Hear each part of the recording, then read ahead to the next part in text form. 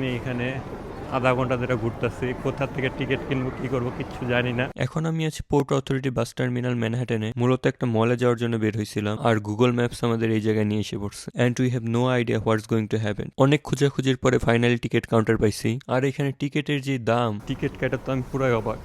দুইটা টিকিট $160, আর টাকাটা আমি পে করিনি, আমার কাজিন পে করছে। ভাই 13,000 টাকাতে বাস জার্নি করে কি রিয়াকশন বলো? আই ডোন্ট নো, এটা আমাদের দুজনের ফার্স্ট এক্সপিরিয়েন্স, সো হোপফুলি ভালো কিছু হোক, কারণ 13,000 টাকা। আর এখন আমরা যাচ্ছি সেন্ট্রাল ভ্যালিতে, আর যেখানে যাওয়ার জন্য নিউ ইয়র্ক সিটি ক্রস করে নিউ জার্সি দিয়ে নিউ ইয়র্কের আরেক পার্টে যাওয়া লাগে। আর এর ডিস্টেন্স 80 কিলোমিটার্স এর মতো, অলমোস্ট 2 আওয়ার্স এর বাস জার্নি। বাইরে অন্ধকার দেখে আপনার রাত মনে করেন না, বাসটা আসলে একটি টানেলের মধ্যে 4th ফ্লোরে। ওদের টাইম ম্যানেজমেন্ট অনেক ভালো দেখলাম। টিকেটে 5:35 লেখা ছিল, একদম 5:35 বাস ছাড়ছে। No smoking, vaping, or weed rolling on this bus as well.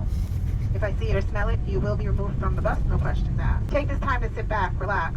Let me do the hard part, which is to get you to your destination safely. ভাই রুলসটা একটু বেশি হয়ে গেল না শ্রী?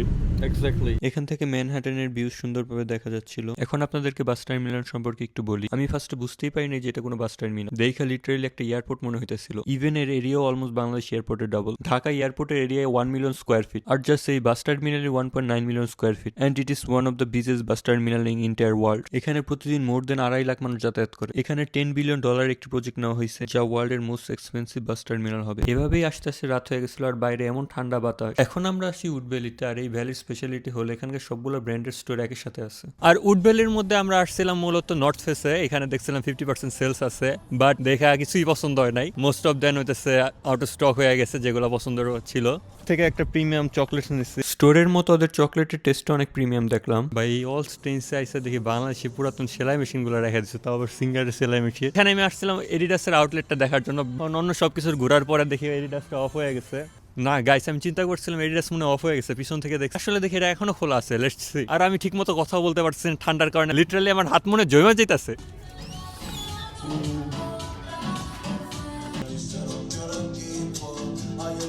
এখন শপিং করতে করতে 11টা বাজে গেছে, এখন দেখি বাস সব চলে গেছে। আর নেক্সট বাস আছে 9 ঘন্টা 56 মিনিট পরে। আই ডোন্ট নো কেন বাড়িতে যাবো নাকি সারা। We are cooked bro, we are cooked.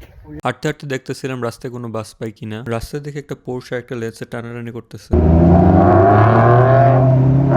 পরে অ্যাট লাস্ট একটা উবার পাইছি। এই উবারটা আসছে ম্যানহাটন থেকে, আশেপাশে কোনো উবারও ছিল না। এই হাইওয়ে রোডের মধ্যে উবার আসতে মোর দেন 30 মিনিটস লাগছে।